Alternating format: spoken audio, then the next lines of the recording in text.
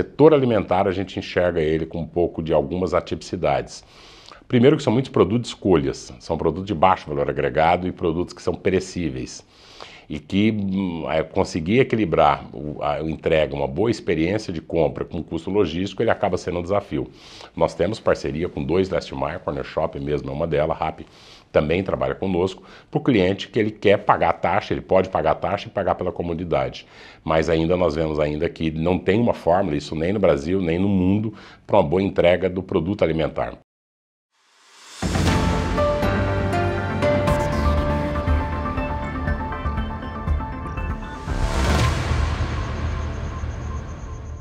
Olá, sejam bem-vindos a mais uma edição do UOL Líderes. Eu sou Mariana Desidério e o nosso convidado hoje é Belmiro Gomes. Ele é CEO do Açaí Atacadista.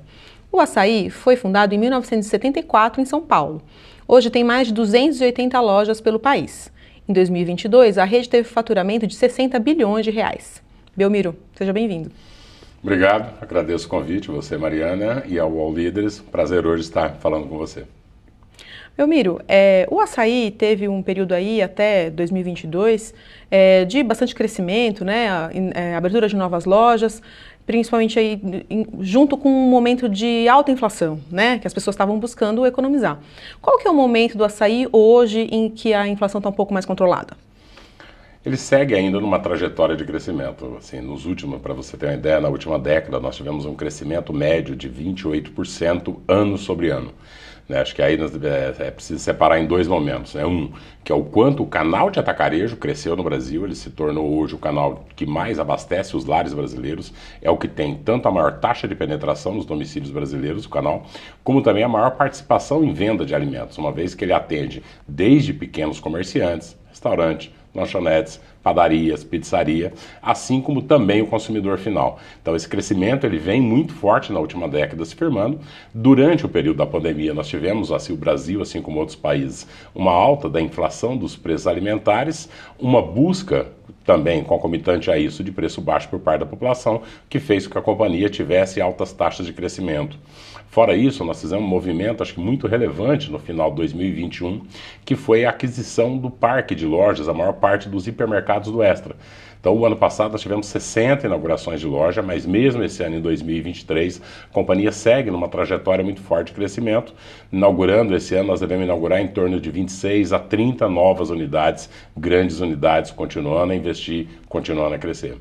E pensando no consumidor que tem uma escolha, né, que pode escolher um pouco mais de conveniência,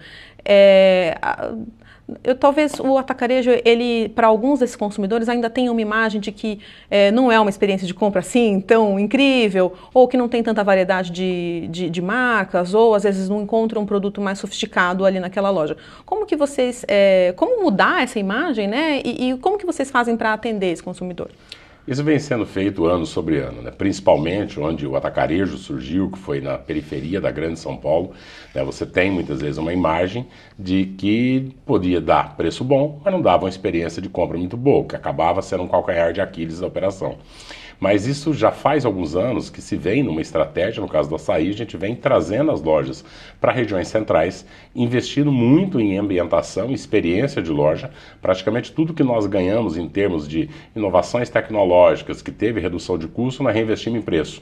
Então hoje há um equilíbrio muito forte entre experiência de compra e preço baixo. As lojas mais recentes do setor, aberta há 3 anos para cá aproximadamente, e elas têm um nível de experiência de compra, um nível de iluminação, de qualidade de produtos refrigerados, de entrega de experiência de compra, que ela não tem, na nossa visão, mais uma perda para o hipermercado. E mesmo em termos de sortimento, né, para ter uma ideia, enquanto há 6 anos atrás nós trabalhávamos com 6 mil SKUs, hoje, dependendo da região onde a loja está inserida, ultrapassa os 10 mil. Para ter uma ideia, o índice de sortimento comparado ao hipermercado, o sortimento comum, no atacarejo hoje é 98% do hipermercado. Então houve uma evolução muito forte e muito rápida. E nessa parte dos produtos sofisticados, eu sei que em algumas lojas vocês têm corredor de vinhos, continua isso e vocês têm intenção de expandir esse tipo de iniciativa para todas as lojas? Assim, infelizmente o Brasil é o país das desigualdades sociais, né? Todos nós como brasileiros sabemos disso, mas muitas vezes as pessoas não têm ideia do que isso significa na prática, né? Então, ou seja, nós somos um país onde você tem diferenças de renda muito grandes, seja de uma região do país contra outra região, mas muitas vezes dentro da mesma cidade, em alguns casos até dentro do mesmo bairro. Então, o sortimento ele é feito olhando para as necessidades de compra daquela população. O que nós fazemos? Nós clusterizamos esses mix de produtos. Então, você vai ter loja com 10 mil SKUs e que tem 400 marcas de vinho. Até porque muitas vezes tem muitos restaurantes em volta, 400 rótulos disponíveis. E vai ter hoje outras que elas vão ter vinho, mas vai ter 20 marcas disponíveis. Então, tem uma customização muito forte de produtos ao longo do território nacional. Quando fala território nacional, todo mundo entende até mais fácil a diferença, muitas vezes, de renda per capita, principalmente, entre o sul e sudeste e o nordeste do Brasil. Mas isso acontece, na realidade, nas grandes capitais, muitas vezes dentro do mesmo bairro. É possível você ter, na mesma cidade, duas lojas e trabalharem com produtos diferentes de uma loja para outra. No fim, sempre seguindo o que foi a demanda, o que o cliente decidiu. Conforme os itens mais vendem, mais eles serão repostos, menos venda, menos reposição, e você vai ajustando o sortimento por loja. Então hoje não tem tanta diferença assim fazer compra num açaí, principalmente nessas lojas mais novas, do que numa rede um pouco mais luxuosa, assim? Não, seguramente não. A companhia hoje, para que você tenha uma ideia, nós temos uma participação de classe AB dentro das lojas açaí superior à população brasileira. Então tem muito mais AB comprando até do que ele existe na população.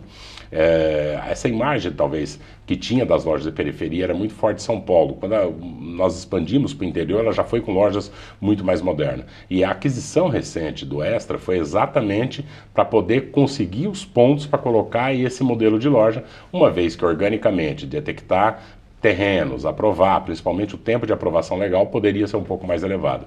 Então, de fato, isso já era um objetivo da companhia, trazer esse modelo de loja para estar mais próximo dos consumidores. Se você olhar, né, um exemplo do que aconteceu nos Estados Unidos, por exemplo, pela Costco, que é um grande atacadista, muito forte nos Estados Unidos. Ele começou exatamente para os públicos sociais menos, né, abastados, e depois ele veio fazendo um movimento e ajustando também para poder estar presente em todas as classes sociais. E quais principais tendências de hábitos de consumo, tendências do consumidor que vocês estão olhando hoje, que são as mais importantes para sair hoje? Bem, nossa política, né, nossa missão, acima de tudo, é oferecer alimento barato. Ser o elo entre a indústria e o consumidor final ou contra os comerciantes, que são nossos clientes, de menor custo possível. Então, a gente está sempre antenado e olhando quais são as tendências.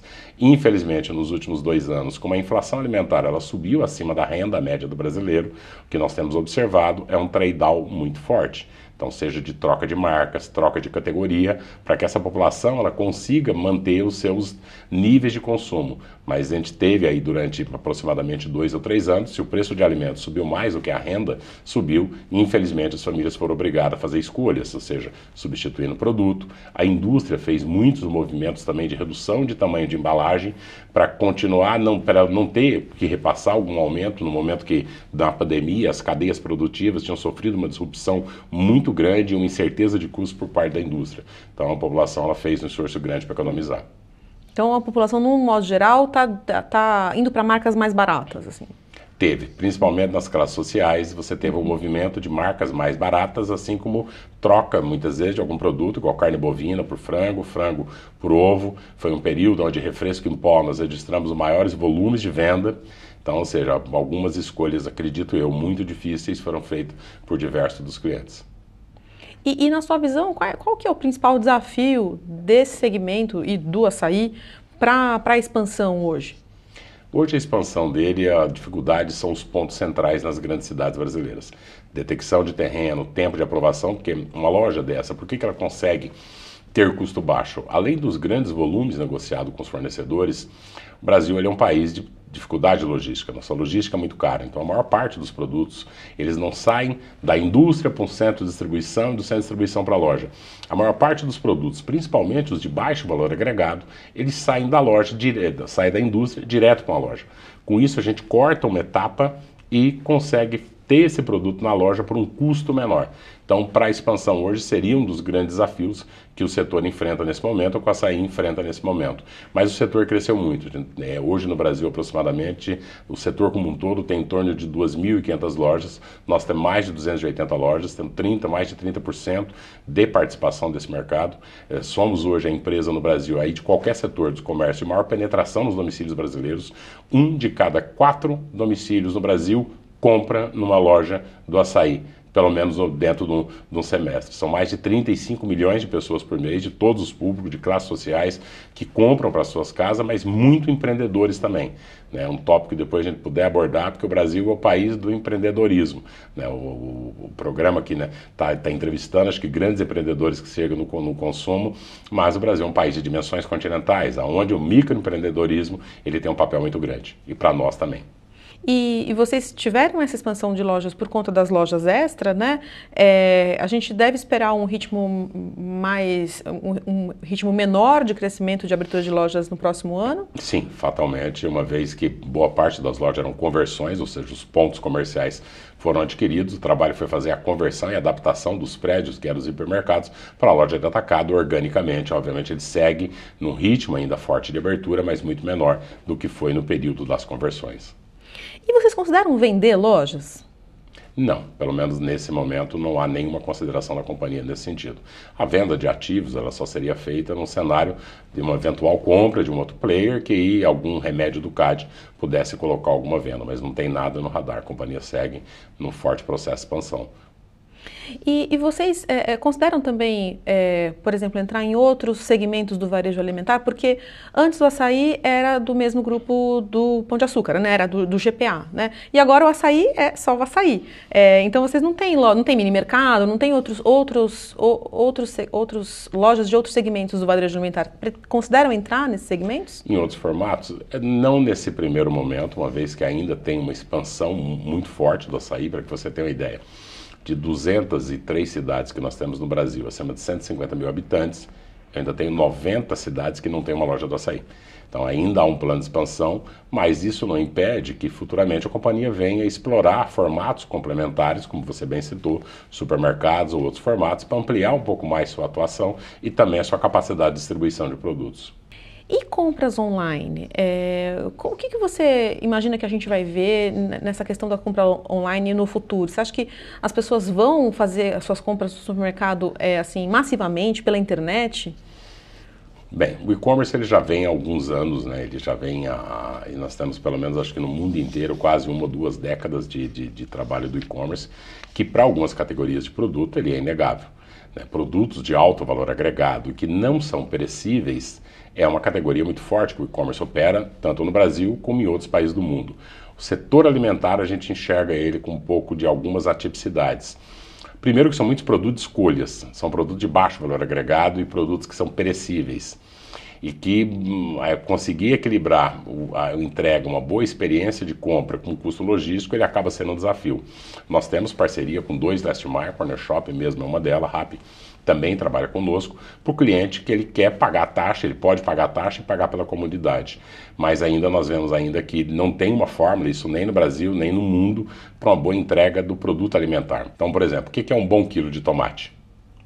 Dependendo da casa, pode ser maduro, dependendo do folha, pode ser verde. Para um restaurante também.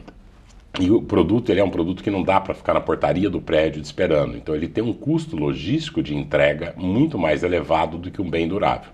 E aí, te fazendo um desafio. Se você compra, por exemplo, um produto eletrônico de R$100, que pesa 1 quilo, e a empresa de e-commerce cobrar R$10 para entregar, você paga. Mas se você comprar 2 quilos de açúcar, que não vale 10, e alguém te cobrar R$10 para entregar, a pessoa não acha justo para pagar. O custo logístico em produtos alimentares ele pode ser até maior do que o próprio valor do produto, o custo da entrega. Então isso faz com que, além, somado à questão do escolha, necessidade de refrigerações, que isso ele seja ainda um desafio a ser, não há uma solução ainda, nem no Brasil, nem em outros países do mundo. Então o que nós acreditamos mesmo que tem o consumidor, para o e-commerce, com isso a companhia fez parcerias com o Last Mile, mas as grandes compras ainda devem seguir indo fisicamente em loja. E em termos de tecnologia nas lojas, o que você entende que a gente deve ver de tecnologia nos supermercados ou nos atacarejos nos próximos 5, 10 anos? Às vezes a gente vê aquelas lojas tipo um Amazon Go, que você entra na loja e não passa pelo caixa, pega o seu tomate e vai para casa sem passar pelo caixa. O que a gente deve esperar aí em termos de tecnologia? Tem um uso muito forte de tecnologia dentro da nossa operação nas lojas do Assaí, uma vez que nós somos um modelo de baixo custo, então você precisa investir em tecnologia. Um dos sistemas que nós usamos permite a automatização do nosso piso de venda com várias tarefas que o repositor tem. Ele consegue desde emitir uma etiqueta de preço, chamar uma empilhadeira, consultar se o produto vai chegar, fazer um registro de compras de carrinho do cliente, que a gente chama de papa-fila, de forma antecipada. Nós fizemos também uma série de investimentos em self-checkouts, e outras tecnologias que nós estamos olhando, mas obviamente você tem sempre um equilíbrio entre o custo e manutenção, principalmente dessa tecnologia, em relação ao que de fato ela agrega. Então acredito que deva ter até uma redução do custo, que são as câmeras sensoriais, que elas conseguem detectar a pessoa e o que ela está comprando. Tem um desafio nisso, na questão da privacidade também dos dados. Então ela pode ser que chegue, mas acho que não seja ainda no médio prazo, principalmente para um modelo de baixo custo como é o Assaí ou é o atacarejo no Brasil. No cantinho do Parque Antártico, onde eles ficavam refugiados, cantavam: "O Cléo morreu, a Mancha se fudeu". Em 1988, um assassinato do lado do estádio do Palmeiras marcou a história das torcidas no Brasil. A rivalidade entre as principais organizadas aumentou e a forma de torcer dentro e fora dos estádios nunca mais foi a mesma. Na terceira temporada de UOL Esporte Histórias, os repórteres Adriano Wilkson e Daniel Lisboa descobriram documentos inéditos que revelam detalhes dos primeiros anos das organizadas. Uma jornada cheia de festas, brigas, reviravoltas e despedidas precoces. Toda a violência que você vê em ônibus, em estádio, em qualquer lugar. Minha ponte tem uma que não tem sido uniformizada hoje. Você pode ouvir o UOL Esporte Histórias sobre meninos e porcos no UOL, no YouTube do UOL Esporte e em todas as plataformas de podcast. E como que você está avaliando o governo Lula até aqui? A gente tem visto um esforço muito forte, obviamente um momento complexo sempre falar de política, com a população acho que tão enraizada, e muitas iniciativas para ter o desafio entre o equilíbrio, que seria dos gastos com questões de arrecadações. A gente tem visto um trabalho, acho que muito positivo por parte, seja do ministro da Economia, seja por uma série de forças políticas que acho que pós esse ano, um ano de você recomeçar, para que você tenha aí um crescimento econômico sustentado. Tem, acho que, desafios econômicos do ponto de vista oriundos ainda da pandemia, que isso, independentemente de quem tivesse sido eleito, teria que lidar com questões relacionadas a juro, principalmente o juro elevado. Nós estamos hoje com uma população altamente endividada, então muitas vezes vê um esforço, uma cobrança do governo em temas que são temas econômicos, que não está na mão, seja do um presidente, ou outro presidente, um governo ou de outro governo lidar com isso. O que a companhia sempre torce, até por nós estarmos atendendo a todas as classes sociais, mas principalmente estar mais próximo das classes sociais de menor renda, é que se tenha um cuidado sempre, principalmente agora na discussão da reforma tributária, com a questão das alíquotas para alimento. Obviamente cada setor vai defender um pouco que seja, mas alimento acho que é básico de dizer que ele é o principal. Tanto que na pandemia a gente viu o quanto que o setor alimentar foi reconhecido pela importância, porque além de hospitais e farmácias, os únicos que estavam abertos durante todo o período foram as lojas que venda de alimentos de produto. Então, o que a gente vê pelos esforços do governo em trazer renda ou desenrola que começou agora, acredito que está numa linha correta, numa linha positiva. E como que você avalia a mudança para o trabalho no comércio aos domingos e feriados que foi definida recentemente pelo Ministério do Trabalho? Imagino que isso afete vocês. Afete e no fim, se terminasse essa medida, acabar virando, ela vai resultar em mais custos. Primeiro, as pessoas não têm tanto tempo disponível para ir no supermercado como tinha antigamente. Então, muitas vezes, o sábado e o domingo, principalmente na população de baixa renda que você tem, é o único dia talvez disponível para que a pessoa consiga ir fazer suas compras. Da mesma forma que durante o período da pandemia, nosso setor ficou aberto durante todo o tempo, junto com os hospitais e com as farmácias, A alimentação você também tem essa questão. Você tem hoje uma quantidade de mulheres muito maior no mercado de trabalho. Você tem, ou seja, que precisa também, ou seja homem, seja mulher, que seja quem for fazer o abastecimento, ele não tem tempo durante a semana. Muitas vezes o domingo é o único dia necessário.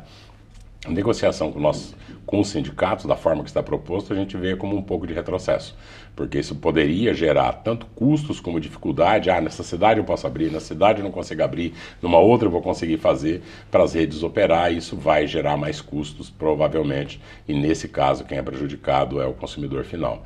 E de novo, defendendo um pouco, obviamente, meu papel de defender meu setor, a gente vai entender que o setor alimentar poderia estar aberto tanto no sábado como nos domingos, dado que já existem as regulações trabalhistas, questões de jornadas, questões de descanso remunerado, de forma que você não tenha uma sobrecarga dos trabalhadores que trabalham no setor. Mas não é algo que pode trazer benefícios para o trabalhador? Pelo menos as experiências que se tinha, acabava não sendo isso. E gera um nível de complexidade ou talvez de não incerteza para as empresas que você acaba gerando um pouco mais em custo. E mesmo que você traga benefícios, se for à custa de encarecimento para a população, é de se discutir um pouco a medida, né? Da mesma forma que seria, por exemplo, um restaurante ter que ter um adicional, uma negociação sindical para abrir um domingo. A diferença entre comida pronta, comida pré-pronta ou comida a ser feita, na nossa visão, ela talvez não exista tanto como se imagina, né? E no final de 2022, a gente teve o caso de uma funcionária do Açaí que acabou urinando enquanto trabalhava por conta de um erro ali de não ter permissão para ir ao banheiro, né? E na época a empresa falou que ia analisar o caso e etc. Eu queria entender de lá para cá o que mudou do ponto de vista dos processos dentro do Açaí para que esse tipo de coisa não aconteça mais. Acho que primeiro, né, foi infelizmente um episódio lamentável, né? A operadora de caixa, né, assim, ela está sujeita a uma chefia e por mais treinamentos muitas vezes que você faça, as pessoas podem, né, o líder ali, ele tem a decisão, a tomada de decisão no momento. O principal trabalho, dado que os protocolos, os processos da empresa sobre a questão da saída das operadoras de caixa, ele já estava muito bem escrito, o que a gente teve foi uma inobservância por parte da chefia, que foi feita uma medida punitiva dentro desse sentido, e voltamos a investir muito forte em treinamento, capacitação e alguns outros processos sistêmicos para garantir que uma situação como aquela, ela não volte a se repetir. Nós temos hoje aproximadamente 80 mil colaboradores, né, uma boa parte, a maior parte deles são composto de operadores e operadoras de caixa, aproximadamente 25 mil ou 30 mil, se eu não estiver enganado, posso estar dando um número errado. Mas, obviamente, é a pessoa que o cliente ele passa na loja sem ver o gerente, mas não passa sem ver a operadora. Então, foi um fato, de fato, muito lamentável que a empresa tomou as providências para que isso não voltasse a repetir. E quais medidas que o Açaí tem adotado do ponto de vista da inclusão e da diversidade, para ampliar a diversidade dentro da empresa? Bem, esse tema, obviamente, ninguém acho que nunca está em nota 10, porque ele está, mas a gente tem um orgulho muito forte. Para que você tenha uma ideia, nós somos uma das únicas grandes companhias que PCDs a gente tem acima da cota legal. Nossa é de 5,4, é muito difícil alguma companhia chegar a 5. Né? Nós temos hoje 42% da nossa liderança feito de públicos, né? Do público negro ou pardo. Então, você já é uma quantidade, a companhia tem feito um esforço muito grande através da nossa universidade, nós temos uma universidade Açaí. Para que você tenha uma ideia, somente o ano passado nós contratamos 18 mil colaboradores novos. Então, a quantidade de que nós investimos hoje em treinamento, capacitação, formação de pessoas, de cursos, não somente de processos, mas temas ligados principalmente à inclusão e diversidade, seja ela racial, seja ela por opção sexual, é muito forte dentro da companhia. Isso faz parte. Aí talvez eu poderia resumir de uma frase que eu uso muito nas reuniões, que talvez seja até mais simples de comunicar. Que a frase para as pessoas, porque né, você também no tema né, de diversidade, no tema de inclusão, você precisa sempre também estar mudando vieses, estar conquistando as pessoas. E a frase ela é bem simples. Nós abrimos a porta das lojas para atender todo mundo, independente de cor, raça, preferência sexual, religião, política. Da mesma forma, se nossas portas das lojas eu quero vender para todo mundo, eu quero também que todo mundo esteja dentro da companhia, trabalhando para dentro da companhia. Dessa forma que a gente enxerga, encara o trabalho de diversidade. E você já no início da sua vida, né? Você já trabalhou vendendo sorvete, já engraxou sapato, já foi até boia fria, né? Exato. Como que essa sua experiência, esse seu histórico, como que ela influencia o seu papel de liderança hoje no Açaí? Acredito que muito. É uma história que eu tenho muito orgulho. De fato, já fui boia fria, já fui sorveteiro. Né? A gente começou, né, muito novo a trabalhar.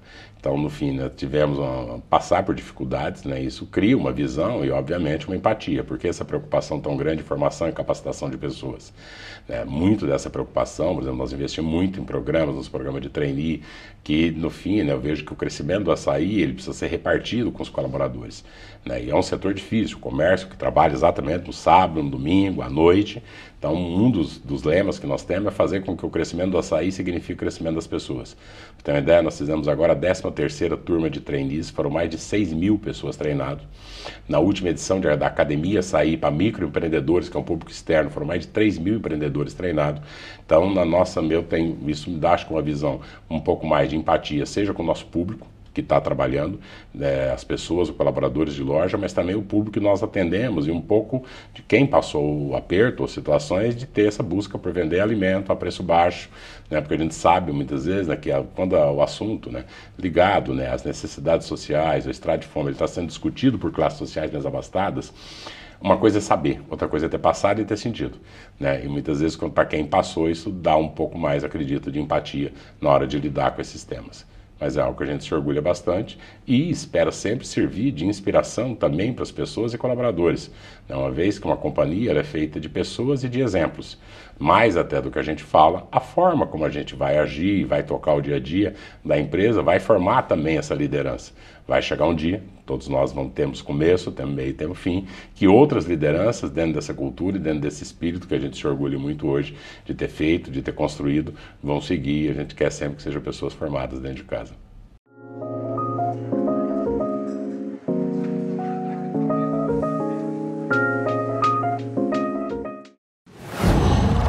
Qual?